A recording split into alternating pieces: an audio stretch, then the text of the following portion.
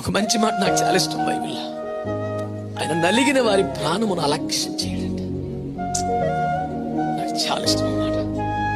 అన్యాయంగా నిందలు, అవమానాలు, వేదనలు, బాధలు, పోరాటాలు నలిగిపోయావు చూడు. నీకు ఇంకే స్పెషల్ క్వాలిటీ అక్కర్లేదు బిడ్డ.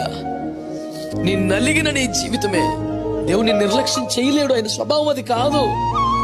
లైట్ తీసుకెళ్ళాడు, పక్క నుంచి బైపాస్ అయ్యి వెళ్ళిపోయి నలిగిపోతున్నావుగా, నిద్ర లేని రాత్రులు గడిపావుగా. నువ్వు చేసిన నేరం కాదు, నువ్వు చేసుకున్న పాపం కాదు, నీకు వచ్చిన శ్రమ లాంటిది, నీకు వచ్చిన కష్టం లాంటిది, నీ కుటుంబ పరిస్థితి లాంటిది. అయినా విశ్వాసం వదులుకోలేదు, ప్రభువును వదులుకోలేదు. నీవే నలిగిపోయావు. ప్రభువును వదిలిపెట్టి లోకంలోకి వెళ్ళవు. ప్రభువును సంతోషపరిచే స్థాయికి రాలేకపోతున్నావు, నలిగిపోతున్నావు నువ్వు. నా యేసయ్య స్వభావం తెలుసా?